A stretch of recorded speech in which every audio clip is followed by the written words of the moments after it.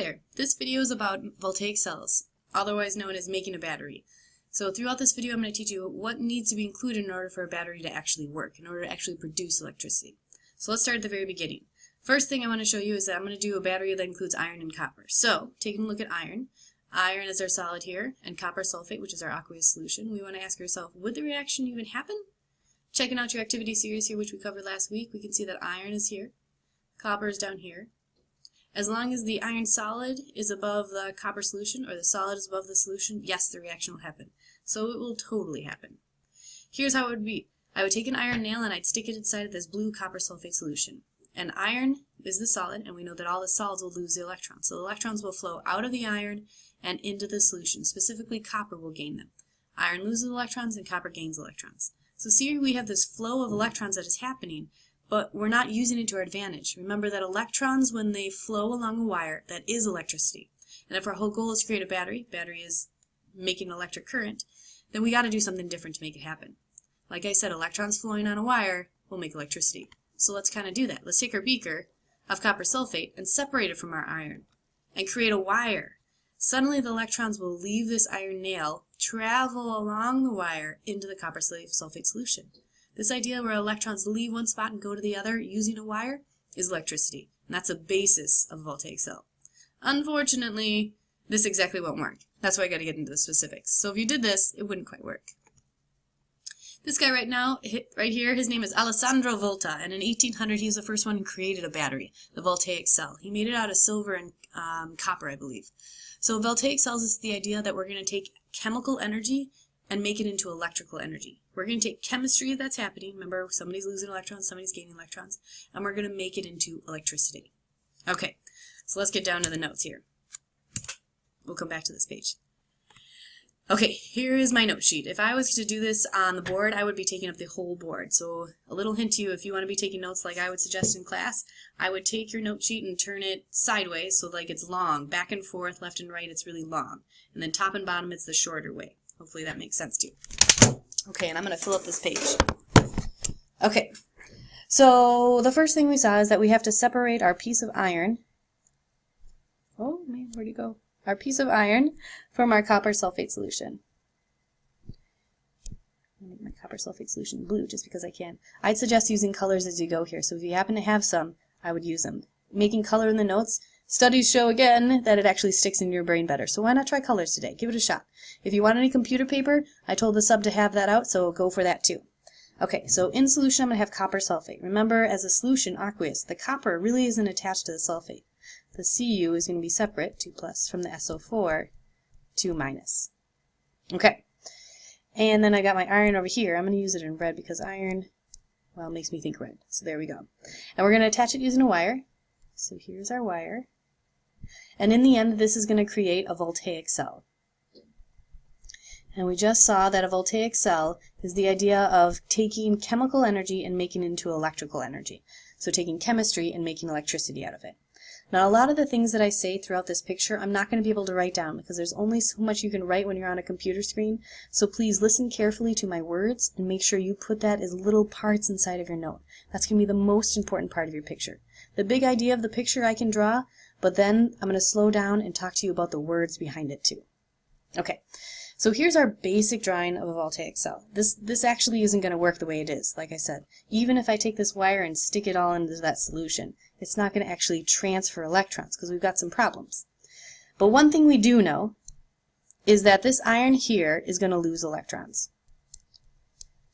I know he's going to lose electrons because we saw in the activity series that he is higher on the activity series, which means as he's higher on the activity series, he loves his electrons less. He has a lower electron activity. Thus, he's okay with losing electrons.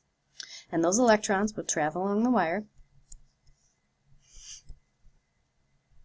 and they'll go to this side, where copper will gain electrons. Important part, you're going to want to write down, it's going to gain electrons because copper loves electrons. He has a high electronegativity, and he loves electrons. Over on my iron side, he doesn't really love electrons, because he has a low electronegativity. Key part on why the electrons flow from the iron side to the copper side. Now this flow of electrons is what we're going to get out, and it's going to record as volts. It's going to be our voltage. Voltage, another name for that is electromotive force, EMF. You really don't have to memorize that word, electromotive force. But what you do need to know is that the electrons that are moving across create a voltage, and that's the number that we read on our little voltmeter. Now, it is not about the number of electrons that flow, and it is not about the speed at which the electrons flow. It's the force at which the electrons want to flow. So voltage is technically the pressure that the electrons feel to go from one side to the other side. So if you take a look at your iron here, iron hates electrons. Copper loves electrons. The more that one guy hates them, the stronger he'll push them away from him. The more that the other guy loves the electrons, the stronger he'll pull them towards him. Voltage is this pressure that the electrons feel to go from one side to the other side. That is voltage. Something I'd write down. If at any time you need to pause, please do so. I only have 15 minutes for this video and I've used 5. So here we go. Okay, so now if I look at my iron, I know that he loses electrons. Iron as a solid is going to have to lose electrons. Well, if iron loses electrons, he's going to be becoming a positive ion. If you look on the back of your periodic table at the chart in the middle, you can see that iron becomes a 2+ or a 3+. I'd have to tell you, he'll more likely become a 3+ because it has a stronger, a more stable electron configuration. Okay, so iron solid, that's an E, is going to become iron aqueous. And if he does that, that's because he lost 3 electrons. On the other side over here, we can see that copper is going to gain electrons. Now the problem is that copper gaining electrons is these copper 2+ are going to gain the electrons. Come on. And it's going to gain 2 electrons to create copper without a charge. If you have copper without a charge, that's when you have copper as a solid. Here's copper as aqueous. So you can see in this reaction, I'm taking copper ions and making a copper solid. Which is why, one reason why, instead of just sticking the wire inside there, I need some sort of like plate, some sort of surface area to get the electrons into the solution. Just sticking the wire in there doesn't create enough of a surface area for the electrons to do what they got to do. So I'm going to attach the wire to a copper plate. That way I can see my copper ions create copper solid. My copper ions will create copper solid.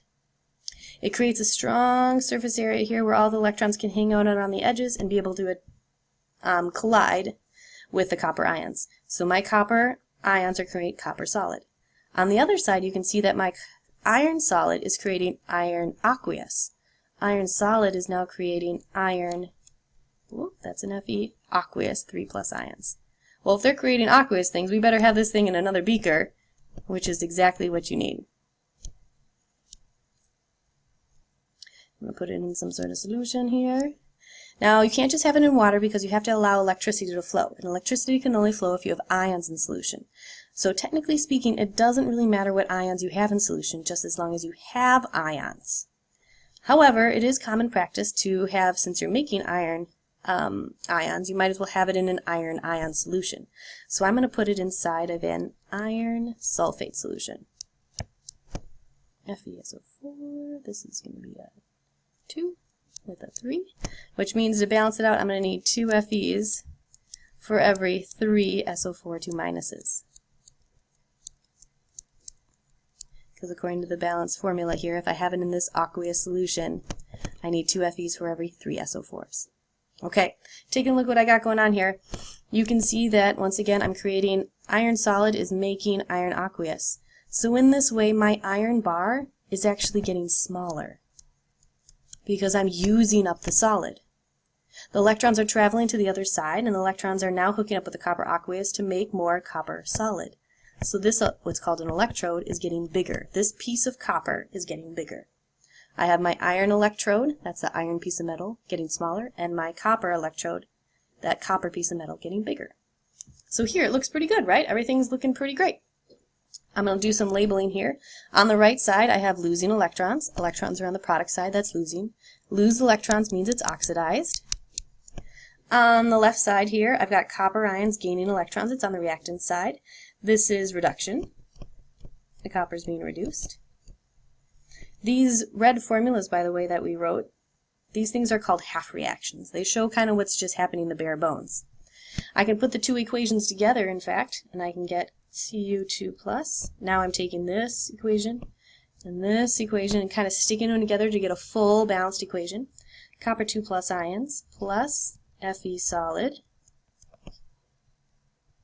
That's the two things I have on the left. The electrons are going to cancel out here eventually.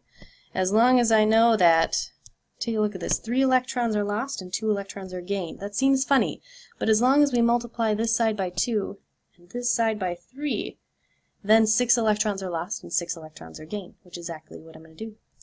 Get my 3 coppers here and my 2 irons here. We'll create 2 iron aqueous 3 plus ions and my 3 copper solids. Now a good practice is always to add those spectator ions. Spectator ions are these sulfate ions. They don't really do anything, they just kind of hang out in solution. And it's common practice to use the same ions on both sides because that way you can just stick it in right here. SO4, 2 minus, is really what the copper ions are stuck to. And my Fe has an SO4, 2 minus. To make it balanced, like I showed before, it needs a 3 and a 2. Okay, so it's looking pretty good, right? The problem is it's still not going to work. Let's go back to this screen. Oh, nope, we'll go here first. So take a look at our electrons here. The electrons are flowing to the left. All the electrons are hanging out here. If you got a bunch of electrons over here, this bucket is going to be suddenly very negative. Because all the electrons are flowing over there, and all those positive charges are now being negated with the negative stuff. So this bucket is getting very negative because the electrons are going over here. At the same time, this bucket over here, this iron bucket, is getting really positive because all the electrons are leaving, and you're taking all of the irons and making iron 3 pluses. So this bucket's getting really positive, and this bucket's getting really negative. That's a problem. We got to balance it out. Otherwise, why would electrons go over there? That's what these things do. You can see on the left here, this is called a salt bridge. And on the right is a porous disk. The same idea applies. It allows ions to pass between solutions, but the solutions don't actually mix. So in order to solve the problem of electron flow, you've got to include one of the two. I think the easiest to draw is a salt bridge, so that's what we're going to do. Here's my salt bridge, which could be many different things. You could pretend it's just like a straw tube sort of thing, and inside there is going to be a solution of some sort of ions. The most popular ions you could do is an NaCl solution, right? Saltwater solution, and that'll work great. You could pick any one, really, as long as you don't kind of do side reactions, which is something we'll look out for. Okay, so you got all of the electrons coming over on this negative side. So what happens is this bucket is so negative that the sodium ions, or whatever plus ions you pick, could be anything, flow right over there. And because the sodium comes over there, it'll cancel out the negativeness. So suddenly this bucket is now neutral, and electrons are like, oh yeah, I want to go back over there. That sounds great. At the same time that's happening, we can cancel out this positiveness by sending the electrons, not the electrons, but like sending the chlorine ions over here. The chlorine ions are attracted to that because it's really positive on this side, and it'll neutralize it out. Maybe neutralize isn't the best word to use, but cancel it out. So that way the electrons are free to leave because they're not attracted over there. Okay. Hopefully this is making sense. I got one more thing I want to label. You know when you have a battery and you have plus and minus ends? Let's do that real quick. This side over here, do you see how the electrons are leaving? They don't want to be here anymore. This side of the battery is that negative side of the battery. What it means is there has this like a little sneaky negative charge. And the electrons want to go over to this copper side, so it has this sneaky positive charge. It's positive because the copper wants electrons. The force of electrons leaving from one side to the other side is making it have this positive charge. It's having this relationship between the two. Okay, so this is your basic idea of a battery. Let me get you one more label because I can't stop there. When you have a negative side of the battery, the negative side is also called the anode side. Anode. And the other side, the positive side, is also called the cathode. Let me show you how I remember that. O is for oxidized, A is for anode. They are both vowels. Cathode is a consonant, reduced is a consonant. The reduced side is always called the cathode, the anode side is always called the oxidized part. Okay, well there's your basic part of Voltaic cell. I'm sorry I had to go fast, but I've got about a half a minute left before my thing will lose. I'm hoping you put in a bunch of notes, things that I said, and not only that I wrote, and hopefully yours looks less sloppy than mine. Please put any questions into the Google form.